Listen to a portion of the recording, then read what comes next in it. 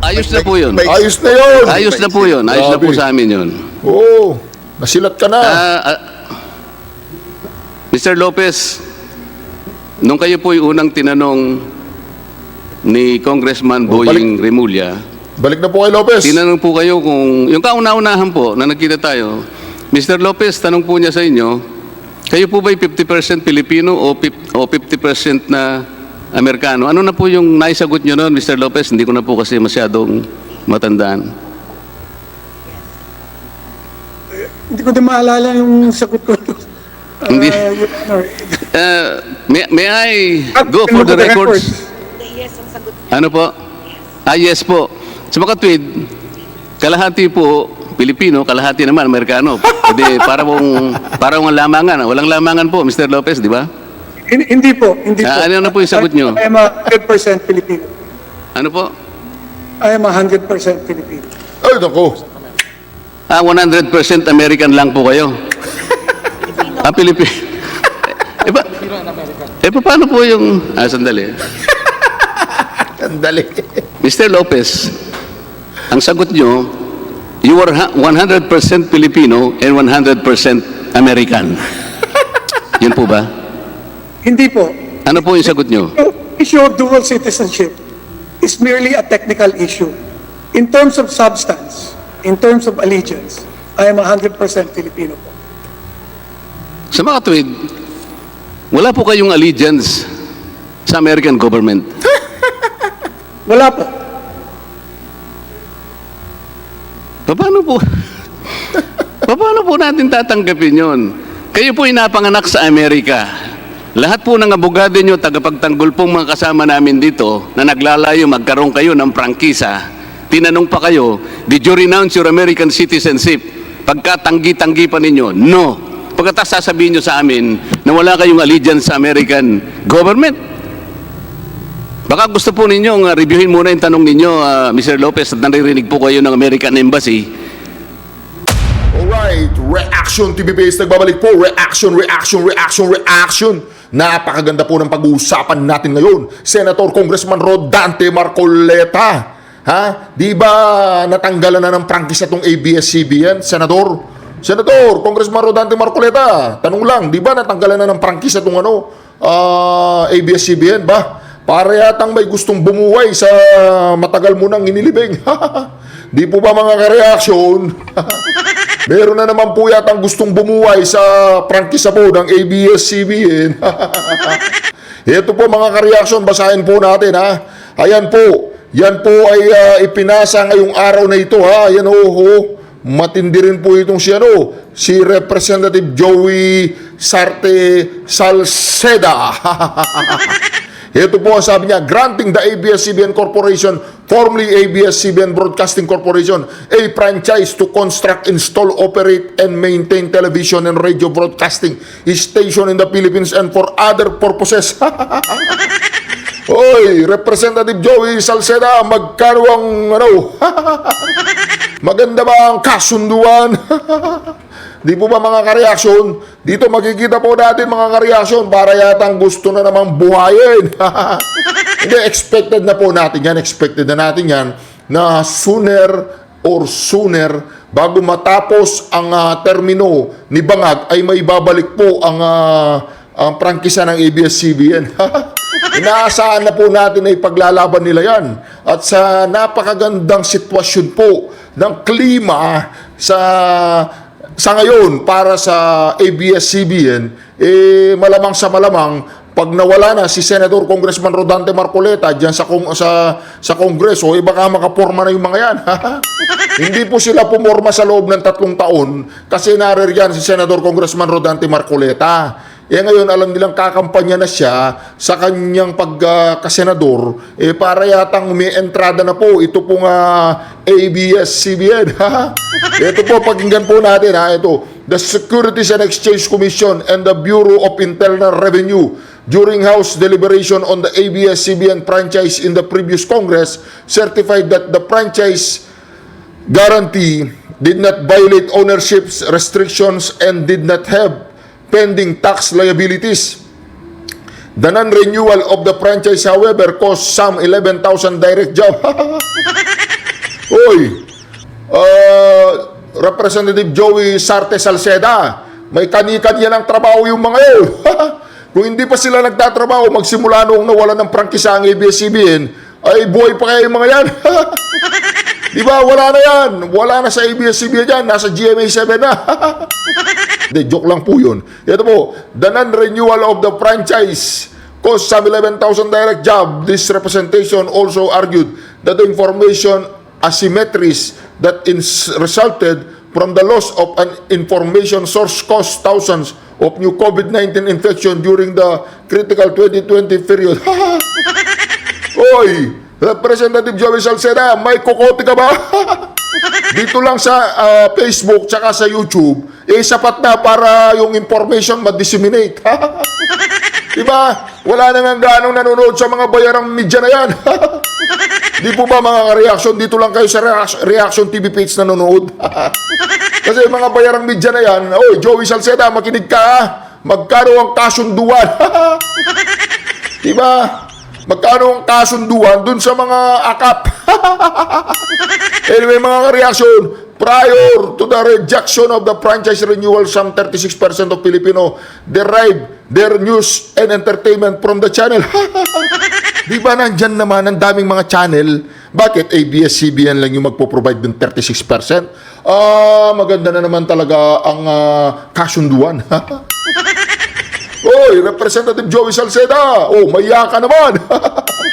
Masyadong lantaran at garapalan na yung gusto mo Di ba? Ito pa po ABS-CBN Extensive Regional Network, which was also the source of news and update on impending disaster, making the channel crucial then to disaster risk reduction strategies at the local level. Oy, Joey Salceda, okay ka lang? Hindi na kailangan yung ABS-CBN. Maraming mga news station, maraming mga tinatawag nating news outlet na wala nang pakinabang ngayon. Tsaka hindi na kailangan Nasa YouTube na yung yung ABS-CBN nasa YouTube na. Di ba? Nasa YouTube na, nasa Facebook na nga Di po ba mga ka-reaction? So ano pa problema ng ABS-CBN? Gusto mo na namang magkaroon ng Di ba? Parang nga ang problema ng ABS-CBN, kaya nawalan ng prangkisa. Ibig mo sabihin na Joey Salceda, mali yung ginawa ni Senator Congressman Rodante Marcoleta at saka mga kongreso noong 17 ba o 16 Congress? Joey Salceda, okay ka lang?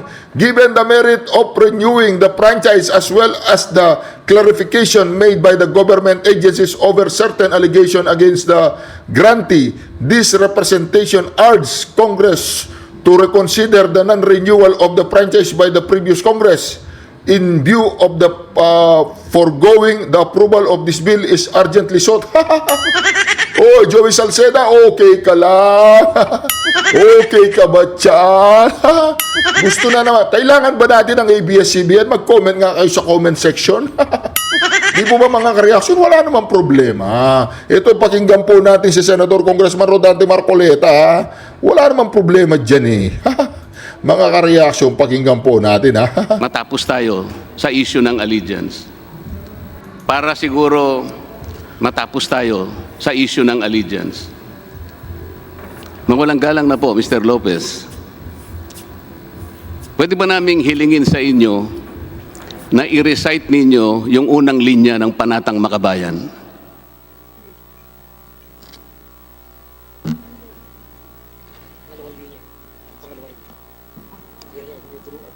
Unang linya lang. Congressman Zarate, baka gusto mo ng tulungan. I take exception to the side comments of Congressman Marcoleta.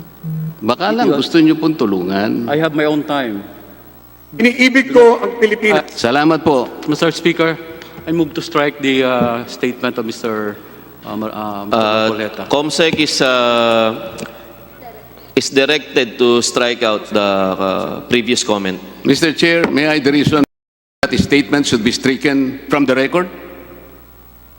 I Congressman simply ask Zarate. our colleague if he would like to help. I am not the one under interpellation, Mr. Speaker. I have my Move to own suspend, time to Mr. Chairman. speak later. Why would the gentleman...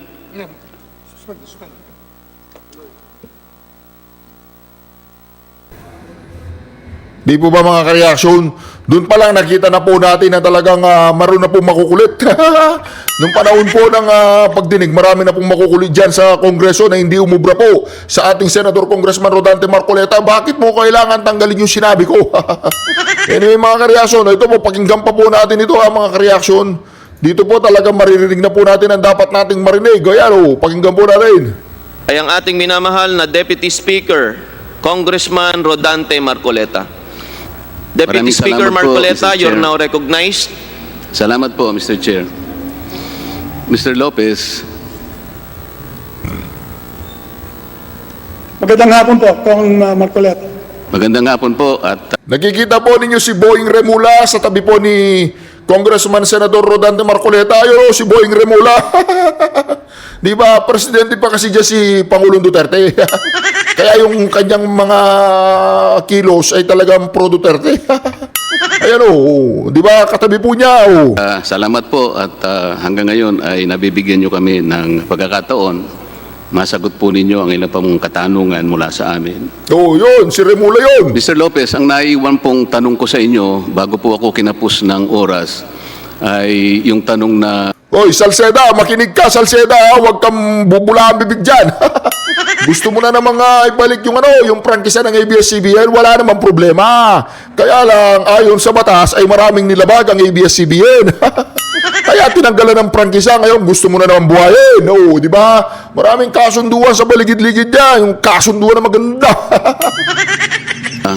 bakit naman inabot pa kayo ng 48 taon bago nyo naisipan na kumuha ng Certificate of Recognition? At sinagot po ninyo yon sa kadahilanan na gusto Oy, Salceda, makinig ka, isa ito sa mga dahilan kaya hindi na pwede bigyan ng prangkisa ang ABS-CBN, pero maraming ang butas. Yung may mga nakakaalam sa batas, alam nila yung butas.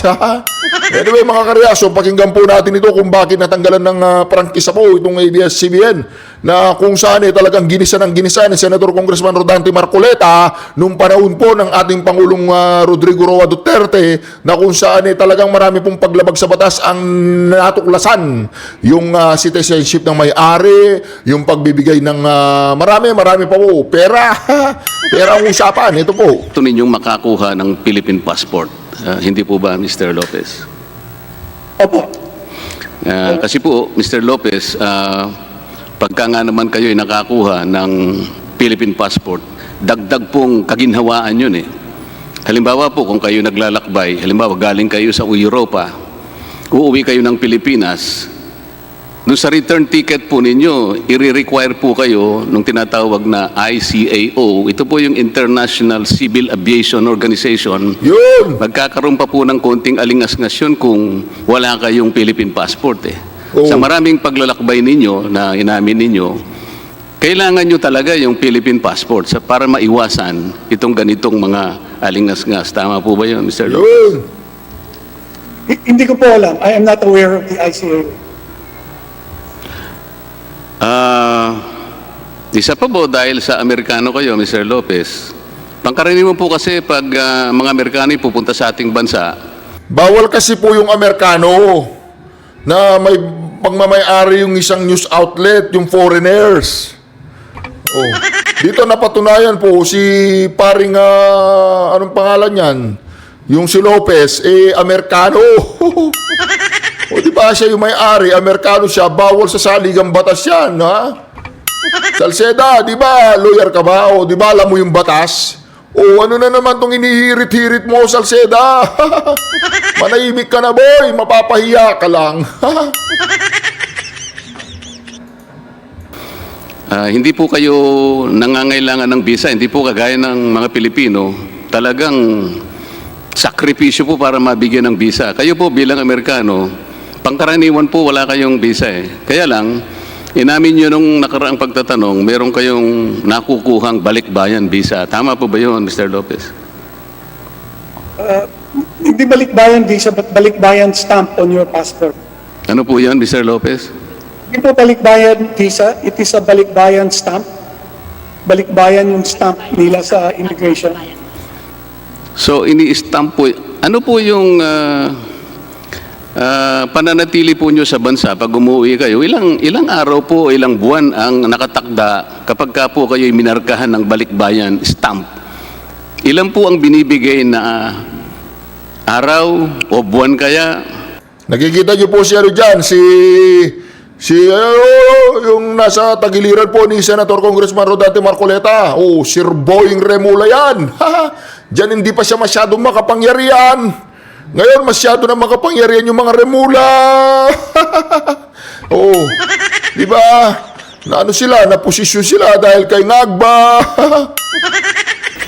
Para kayo'y makapanatili sa ating bansa dahil wala po kayong Philippine passport. Ang ginagamit po niyo yung American passport.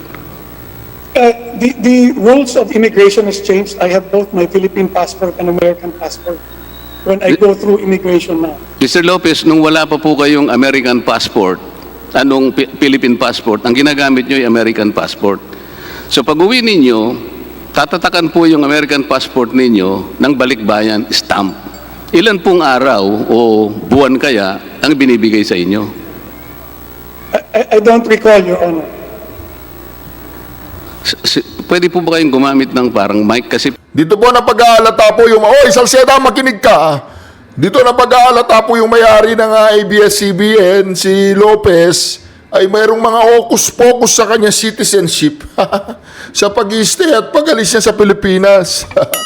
O yun pa lang, marami ng paglabag sa batas ang may-ari ng ABS-CBN. Salceda, makinig ka, huwag mo sabihin yung 11,000 na nawala ng trabaho. Matagal na yun, may trabaho na yung mga yan. Tsaka yung information dissemination, marami. Channel 5, Channel 7, Channel 4, oh, ano pang kailangan mo? Channel 13, ano pa? Marami yan. Oy! Oh, Salceda, wag mo nga single out yung ABS-CBN, masyadong importante sa buhay ng mga Pilipino, ha? Di ba mga ka-reaction? Okay, naintindihan natin, may mga nawalan trabaho, may mga gustong magtrabaho, marami dyan, mag-apply kayo, di ba? O, yung iba nga dyan, may businessman na dahil nagsara yung ABS-CBN, blessing in disguise, ha? Nakawala sila ngayon, mayayaman na.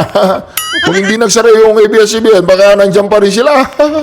Ano yung mga kareaksyon? Ito po, ito. medyo hindi po malinaw yung sagot ninyo o kaya lumapit po kayo ng konti sa inyong laptop para po maging malinaw ang sagot ninyo, Mr. Lopez. Ganito pong uri ng senador ang kailangan natin, ha? Ganyan ang senador na kailangan natin. Oy! Sino ba yan? Si Sylvester. Oy, Sylvester. Oh, meron ka bang may ibubuga dito sa Senador Congressman Rodante Marcoleta? Sylvester, sabi mo may matanda na, ganun. Matanda na, gustong pumunta ng kongreso, magagaling na kongresista. Oy, Sylvester. Talagang mataas ang pangarap mo, Sylvester. I don't recall, Your Honor. Kasi po pangkaraniwan yung mga Amerikanong pumupunta sa atin, in-stamp ng balikbayan or whatever, meron pong pangkaraniwang period na binibigay eh. Kasi nag-aral po kayo rito, ang sabi nyo, you have practically spent your life entirely in the Philippines. Ibig ba sabihin, wala tayong nalalabag na immigration laws sapagkat nung panahon na wala pa kayong Philippine passport, ang dala nyo yung American passport. So, wala po ba kayong naging kasong overstaying? Hindi po ba kayo siningil sapagkat wala po kayong Philippine passport, Mr. Lopez? Buong buhay ninyo, sabi ninyo, nasa Pilipinas, pero ang dala-dala ninyo yung American passport. Oh, di ba? Oh, kasi mayaman, may impluwensya. Oh, Salceda, tignan mo tong may-ari ng ABS-CBN, oh. Lawbreaker. Wala siyang Philippine passport, pero yung pag-i-stay niya sa Pilipinas, unlimited. O di ba? Oh, tsaka yung bawal ang may-ari ng isang foreigner sa mga ganyan, mga news outlet, mga sa media, bawal magkaroon ng majority owner ang isang foreigner. Foreigner yata ang ito si Lopez ngayon. Nananahimik na ang ABS-CBN. Sa bagay, baka nakisuyo. Oy, suyo naman Salceda, suyo naman. Suyo mo kami baka pwedeng lakarin natin yan. Marin nyo yung sabihin mo 11,000 yung gusto magtrabaho sa amin.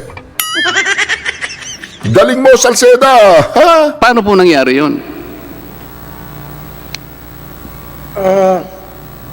I don't recall what was the duration of the stay when they were giving me a balikbayan visa. Siguro po ay sa darating na panahon, tatanungin namin ng immigration paano po nangyari yun. Mr. Lopez, nung kayo po'y napanganak sa Boston, Deputy Massachusetts. Speaker Marcoleta, meron po tayong panauhin mula sa immigration. Gusto mo bang magtanong sa immigration? Wag muna, Tsaka wag. na muna yun. Kasi Tsaka na. mahalaga po yung panahon ni Mr. Lopez. Sasamantalahin ko na po ito. Please continue, Deputy Speaker. Mr. Lopez, nung kayo po'y mapanganak in Boston, Massachusetts, August 13, 1952, inireport po ba ang kapanganakan ninyo ng inyong mga magulang sa pinakamalapit na konsulada ng ating Pilipinas, ng ating bansang Pilipinas? Hindi. Hindi ko po alam kung ginawa nila yan o hindi. Ano po? Hindi ko po alam kung ginawa nila yan o hindi. Kasi po ang mga Pilipino ninyo, ang mga magulang po ninyo, Mr. Lopez, hindi naman po ordinaryong mga Pilipino. Kabilang po kayo sa mga iginagalang na pamilya ng lipunan. Meron po tayong tuntunin, kahit sino pong Pilipino ang mapanganak sa ibang bansa, tungkulin po nating i-report yun sa pinakamalapit na Consulate General Office, maski sa embahada ng ating bansa. Ang pinakamalapit pong embahada sa Boston, Massachusetts, ay yung embahada po ng Pilipinas sa New York. Ngayon po, palagay na po nating nakalimutan nila. Mr. Lopez, nung kayo po dumating sa inyong gustong gulang, gustong kaisipan, kahit na po huli na, pinapayagan naman po yun eh. Bakit hindi po ninyo iniulat sa pinakamalapit na konsulada ang pagkakasilang ninyo sa Amerika?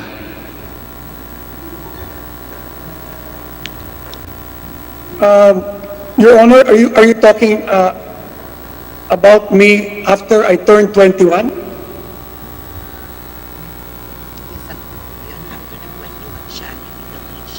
Nasa sa inyo po yung kung napalagay po rin, meron po kasing mga bata na kahit na 8 taon lang, alam na po niya yung dapat niyang gawin. Merong 18, merong late bloomer. Kung 21 po ang gusto ninyo, nung kayo po'y nakarating sa gulang na 21, hindi po ba ninyo naisip na dapat iniulat po ninyo sa pinakamalapit na embahada ng ating bansa para maitala po sa ating noon ay tinatawag nating National Census and Statistics Office, na ngayon po ang tawag natin Philippine Statistics Authority. Dalawa po kasi ang importansya noon, Mr. Lopez. Unang-una, bibigyan po kayo ng birth certificate, matatala po yun. Bakit hindi po ninyo ginawa yun, Mr. Lopez? Bago po payagan ng chairman ng committee ito sumagot si Mr. Gabby Lopez, ay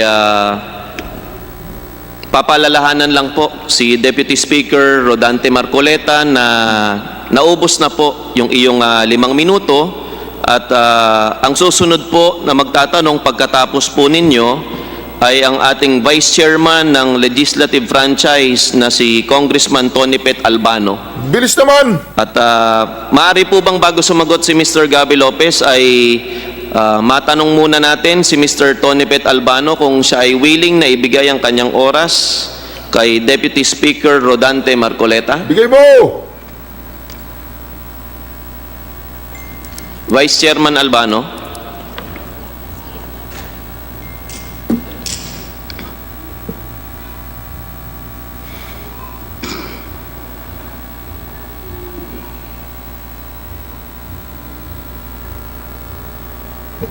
Okay. Alam po, Pinagbigay alam na po ni Vice Chairman Tony Pet Albano at ni Congressman Ino D ang iyong mga dalawang kasunod na you can consume their time at meron ka pa pong panibagong 10 minuto. Mr. DS Chair, Marcoleta. alam po ninyo, kung mapapansin ninyo, halos 3 lamang po kami na kumakatawan sa ibang panig ng usaping ito.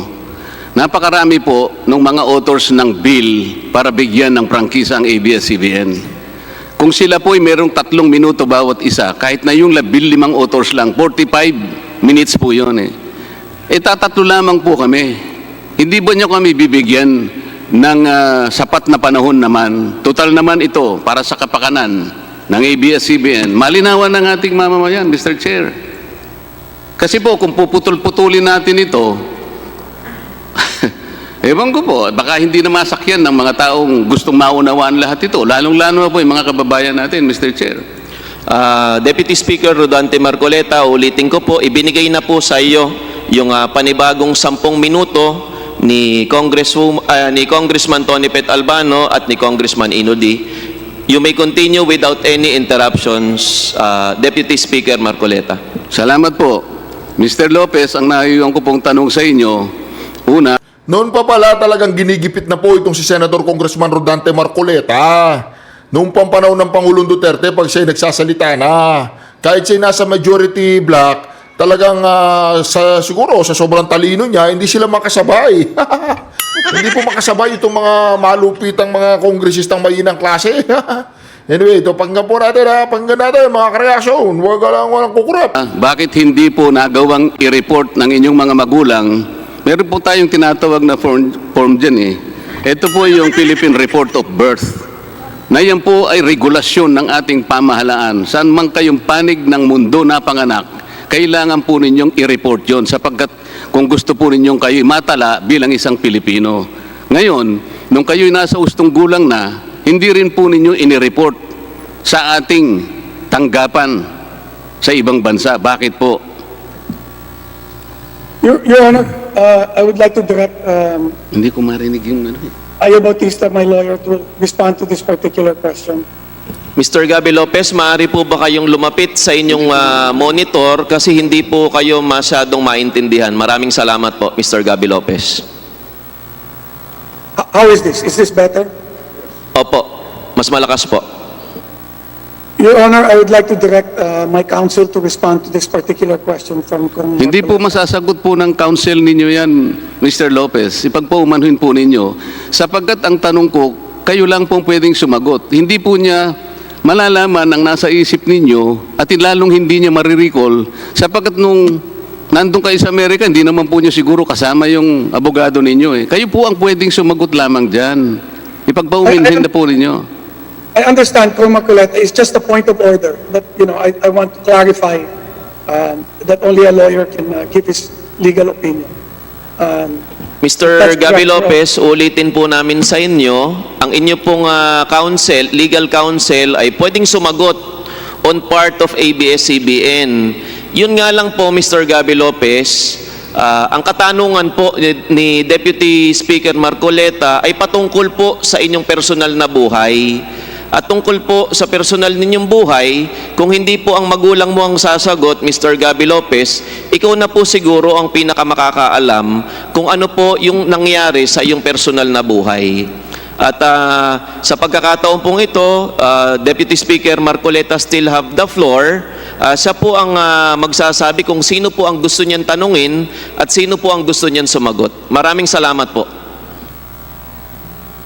Your Honor, I cannot recall the reason why I did not go to the Congress or the hall of to get a Philippine citizenship. I only know through my lawyers that it does not change the fact that I am a Filipino citizen, regardless of whether I actually executed these things habang bata pa rin ako o hindi. Mr. Lopez, hindi po ninyo nasasagot po ang aking tanong eh. Ano po ang dahilan bakit hindi naiulat ang inyong pagkakasilang sa Amerika? Gayong ito po ay isang tuntunin na dapat tuparin ng isang Pilipinong naipanganak sa ibang bansa. Yung magulang po, Baka wala pong ganang maging Pilipino yan. Wala po siyang ganang maging Pilipino, di ba? Oy, Salceda, makinig ka dito, Umihirit ka na naman.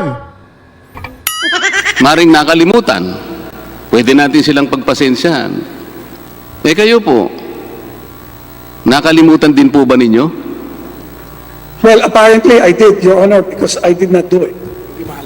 Oh. Alam po ba ninyo kung bakit ko tinatanong ito, Mr. Lopez? Kasi po nung nag-apply kayo ng Philippine Certificate of Recognition noong October 3, 2000, na kung hindi po kami nagkakamali, ang Immigration Commissioner ay kasama namin po ngayon sa kapulungan ito, si Congressman Rufus Rodriguez.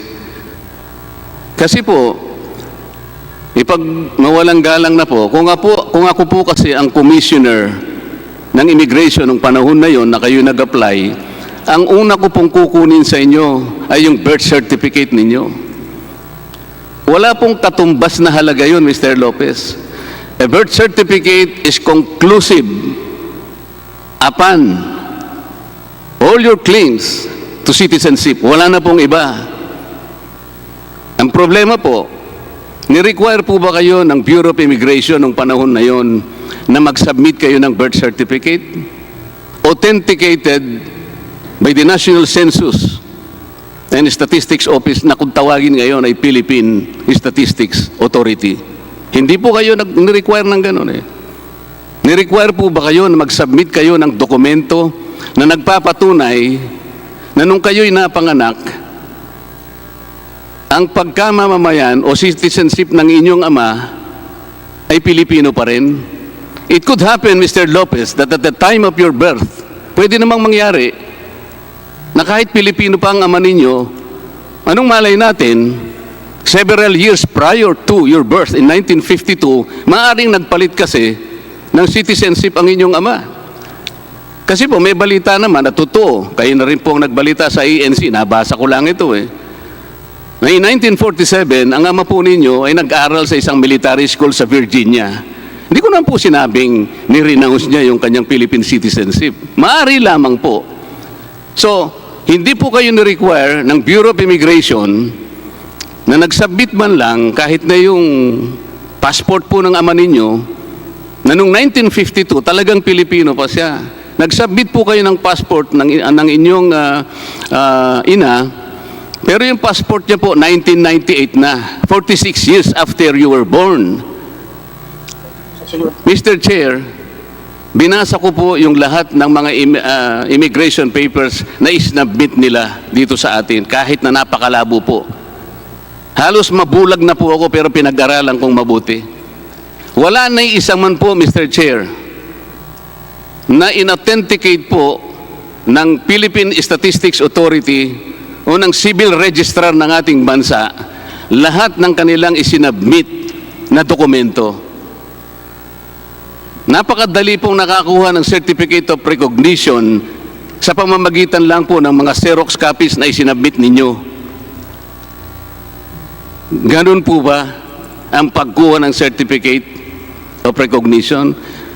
Mr. Lopez, ang isa pong bata, o kahit na hindi bata, mag-aaral, hihingan po ng authenticated certificate of birth sa Philippine Statistics Authority. Magtatrabaho ka po, hahanap ka ng trabaho, i-require ka po ng authenticated birth certificate mula sa Philippine Statistics Authority. Ito po, kumukuha kayo ng Philippine recognition. Hindi man lang po kayo na-require ng Bureau of Immigration na ipakita po ninyo ang birth certificate. Kung ako po, ang Bureau of Immigration Commissioner nung panahon na yon, hindi ko kayo bibigyan sapagkat wala kayong ipakikita sa aking birth certificate. Can I respond, Your Honor? Yes, sir. Please respond. I'd like to allow my lawyer, Mike Damaso, who was actually the one who filed the certificate for recognition, to respond to your particular question, Your Honor. Ano po ang sasabihin ng abogado niyo, Mr.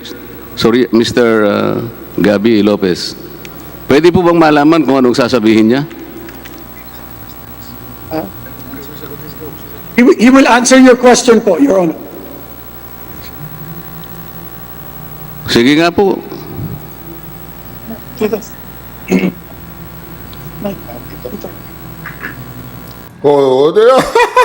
lawyer!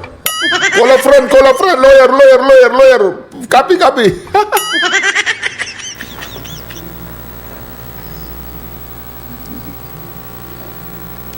Magandang hapon po. Excuse me, Congressman Mr. Marcoleta. Damaso, kayo po ba ay nakapag-take na ng inyong oath? Opo, Mr. Chairman. Sige po, you may continue.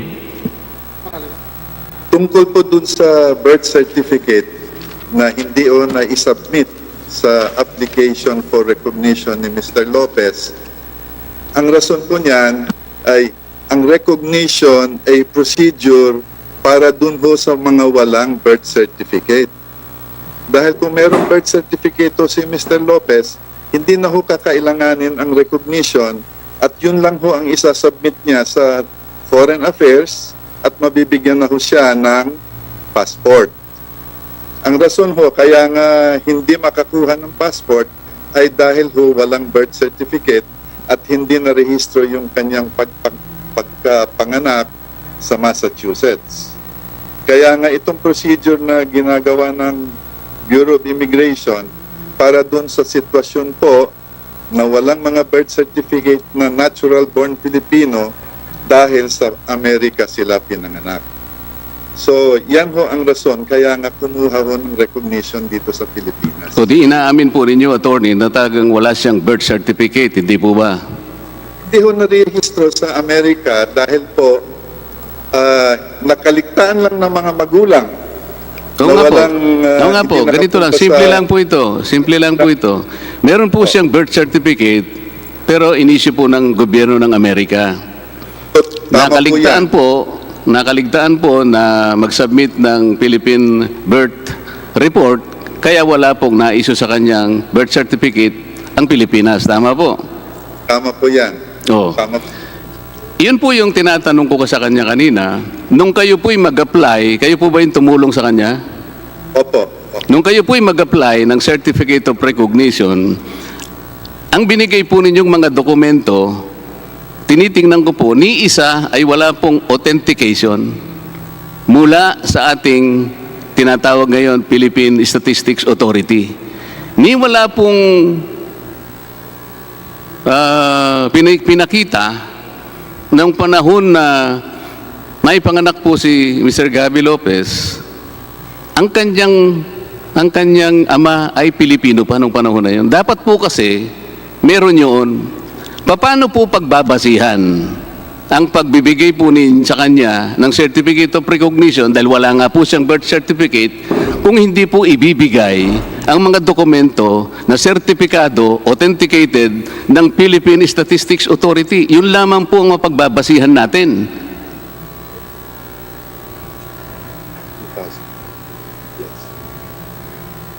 Sige, Kasi po, sagot. ito po Ganito po yun na Hindi, sandali po. Sandali Kung lang. hindi po nakaligtaan ng kanyang mga magulang, at ganun din si Mr. Gabby Lopez, wala po sanang pagtatalo sapagkat meron po siyang birth certificate.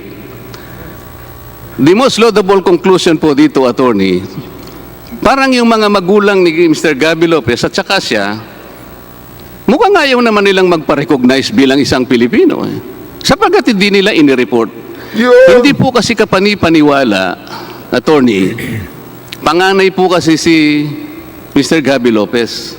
At maski tingnan po ninyo sa mga larawan, nung siya pa'y bata-bata, maganda lalaki po. Sa tuwa po ba ng magulang, kaya nakalimutan niyang, importante po yun, panganay yun eh. Pag napanganak po ang anak ninyo, hindi po nyo malaman ang kaligayahang nasa loob ninyo eh. Kailangan po matala sa gobyernong Pilipino. Alam mo, abogado po kayo eh. Yung certificate of birth, yun po yung conclusive proof. Sasabihin po natin, attorney, under the 1935 Constitution, Pilipino ang pangalan niya, Jus Sanguinis, di ba? Opo. Attorney, we were taught in law school that the principle of jus sanguinis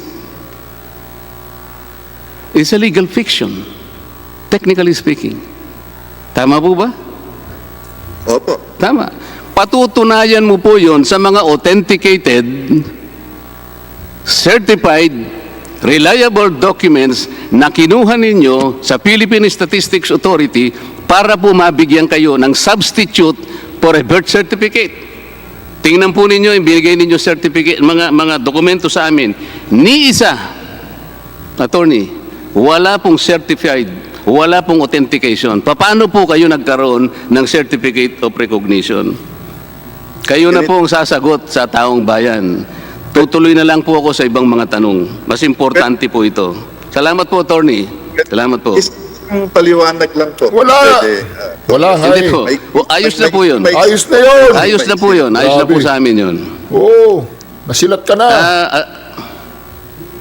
Mr. Lopez, nung kayo po yung unang tinanong ni Congressman Boying Remulla, Balik na po kay Lopez. tinanong po kayo kung, yung kauna-unahan po na nagkita tayo, Mr. Lopez, tanong po niya sa inyo, kayo po ba'y 50% Pilipino o 50% na Amerikano? Ano na po yung naisagot niyo noon, Mr. Lopez? Hindi ko na po kasi masyadong matandaan. Hindi ko din maalala yung sagot ko. Hindi. Your Honor. May I go for the records? Yes, ang sagot. Ano po? Yes po.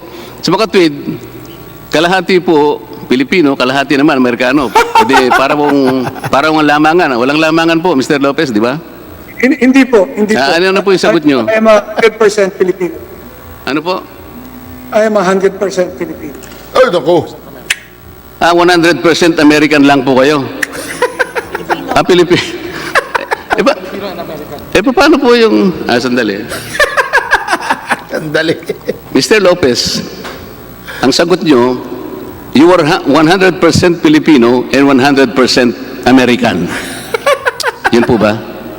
Hindi po. Ano po yung sagot nyo? The issue of dual citizenship is merely a technical issue. In terms of substance, in terms of allegiance, I am 100% Filipino po. Sa mga tuwid, wala po kayong allegiance sa American government. Wala po.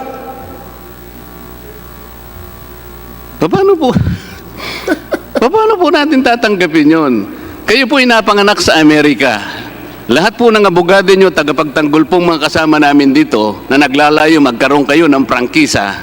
Tinanong pa kayo, did you renounce your American citizenship? Pagkatanggi-tanggi pa ninyo, no. Pagkatas sasabihin nyo sa amin na wala kayong allegiance sa American government. Baka gusto po ninyo reviewin muna yung tanong ninyo, Mr. Lopez, at naririnig po kayo ng American Embassy. Kayo po ay Amerikano ngayon. Kasi po, Mr. Lopez, ang matinding problema na kinakaharap ninyo sa pagdinig na ito ay hindi naman po yung pagiging Pilipino na nababalot po ng napakaraming pagdududa. Kung hindi, yung pagiging Amerikano ninyo. Bakit po? Kahit na po tanggapin ko na Pilipino kayo ngayon, Mr. Lopez, sige, wala na po yung duda halimbawa, hindi rin po kayo makaliligtas do sa pagtatangi sa Pilipino lamang na may karapatang magmay-ari at mamahala ng mass media sapagkat dalawa po nga ang inyong pagkamamamayan. Isang Amerikano kayo at isa pang Pilipino. Ulitin ko po, Mr. Lopez, mahigpit po ang kautosan ng ating saligang batas. Ownership and management of mass media shall be limited to Filipinos, or corporations, cooperatives, associations, wholly owned by such citizens. Kapag ka purong kape po ang pinag-uusapan, Mr. Lopez, barako po ang ibig sabihin nun. Hindi po kape Amerikano na nabibili ni Congressman Mike Defensor sa Starbucks. Ganun lang po kasimple yun. Gaya po ng nasabi ko na, Mr. Lopez, ang pagiging Pilipino nyo siguro tatanggapin namin, pero yung nagiging problema, bagamat ginusto nyong kilalanin lang ang pagka-Pilipino nyo ngayon, yung po talagang pagiging Amerikano. Pwede po bang sabihin ninyo sa amin, Mr. Lopez, ito po tapatan, nakaharap po kayo sa taong bayan. Nakapag sinusuri natin ang mahigpit na kautosang ito ng ating saligang batas, tatanggapin lamang po ba namin ang pagiging Pilipino ninyo? At tatakpan namin ang aming mga mata na kayo hindi Amerikano? Ganun po bang gusto ninyong gawin?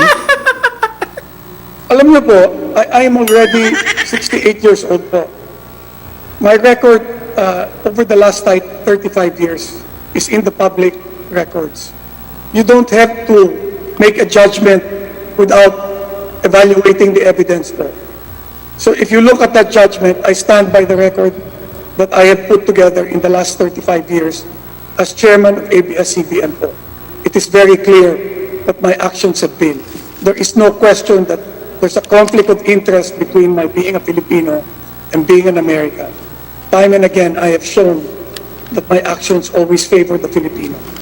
That is why our saying, the mission statement of ABS-CBN is in the service of the Philippines. I am not making any judgment. For the record, I'm going to say that, Mr. Lopez. But since it was you were the one who brought this up, sabi ko nga po kanina sa abogado ninyo, natutunan po namin sa eskwela na ang prinsipyo ng jus sanguinis is basically a legal fiction. I'd like to be able to ask you, Mr. Lopez, when you said that you will live and die as a Filipino, may I ask you if that claim for patriotism was supported by empirical evidence of allegiance to this country? You please tell us, briefly, how much have you done for the Philippines to merit an evaluation of your loyalty, your fidelity, and your allegiance to this country? You tell us. Those are big words. You wanted to live and die for this country. But citizenship is one, allegiance is another. They say that citizenship, Mr. Lopez, is better found, or the meaning of that can be found in allegiance, because citizenship is not convenience. Citizenship is earned, that is not inherited, technically speaking.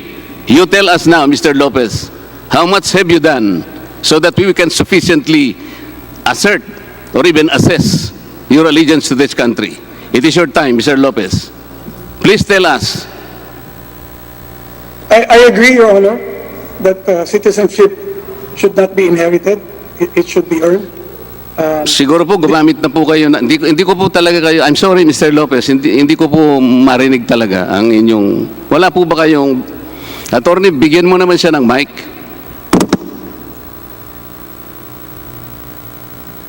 How is that, Your Honor? Can you hear me now? Yan, medyo malinaw na po. I agree, Your Honor, that citizenship should be earned and not inherited. I believe that the actions that I've carried out throughout my career as the chairman of ABS-CBN merit that I have done everything I can for the Filipino. There are many instances of this particular fact. Perhaps we can just relate one event. Attorney Brosas, I believe, talked about the fact that when ABS-CBN was taken off the air, there were over 3 million Filipinos that no longer could receive any signal that allowed them to be informed about the issues that beset our country, in particular the pandemic. Those 3 million Filipinos live in areas that are outlying areas. Hindi po yun in the rural areas. These are out in the mountains. And these are places where we have put our signal in order to reach these Filipinos. Those signals that we put in these particular areas will not generate the kind of income that will allow you as a businessman to make an adequate return. We did it because we believe that the Filipino should be informed. And those are the people that are affected by the fact that the ABS-CBN has been closed. Hindi yan negosyo po. That was a decision that was made to extend our reach to the far reaches of the Filipino nation, even though we are not making money in doing it. Mr. Lopez, ang allegiance po ay personal. Ang ginawa po ng ABS-CBN, nakapagpasaya sa tao, nakapagbigay ng inspirasyon, Yan po naman talaga ang tungkulin ng isang broadcast company. May television po kayo, may radyo. So kung nagagawa po ninyo yan, yun po naman talagang produkto ninyo. Diyan naman po kayo talaga kumikita. So hindi Yun. po yun ang allegiance. Ang ibig ko sabihin bilang kayo po, kasi ang i-issue po ngayon kayo, hindi naman ang ABS-CBN. Yun. Gusto naming malaman kasi, sino po ba si Mr. Lopez kung nasusukatin po natin ay yung kanyang allegiance sa kanyang bansa? Mr. Lopez, would you believe, sir, that after ABS-CBN was granted a franchise of more than 50 years, this Congress has earned its right to know from you personally, how you participated in our political process. How did you pay your taxes? How do you value your oath as a Filipino? Ito po ang kailangan, Mr. Lopez. Ganito na lamang po, para siguro matapos tayo sa issue ng allegiance. Mawalang galang na po, Mr. Lopez. Pwede ba naming hilingin sa inyo na i-recite ninyo yung unang linya ng Panatang Makabayan? Di niya alam. Di niya alam. Oh, Unang si- linya lang. Si Remula, oh. Sulsol. Congressman Sarate, baka gusto mo ng tulungan. O Sarate, pasok. I take exception to the side comments of Congressman Marcoleta. Baka lang gusto nyo pong tulungan. I have my own time. Iniibig ko ang Pilipinas. Salamat po. Mr. Speaker, I move to strike the statement of Mr. Marcoleta. COMSEC is directed to strike out the previous comment. Mr. Chair, may I the reason why that statement should be stricken from the record? I Congressman simply ask Sarate. our colleague if he would like to help. I am not the one under interpellation, Mr. Speaker.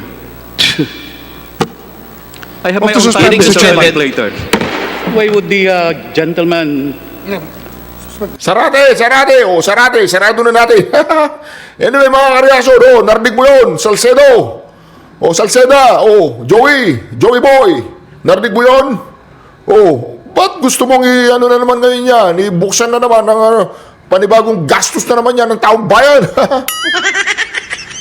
Ayan po si Representative Joey Salceda. Gusto po niyang buksan na naman ang usapin pagdating dito sa ABS-CBN. Pero wala po tayong magagawa kung bubuksan nila dahil nga ngayon ay panahon ng pagbabalik. Anyway, mga ka-reaction, sana po nagustuhan po ninyo ang ating reaction video. Huwag po ninyong kalimutan mag-subscribe, i-like at i-share ang ating video. I-share ang ating video. I-share ang ating video. Right, syukran. Duterte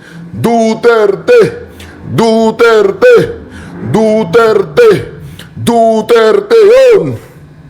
Diba? Oy, Salceda, Riyan.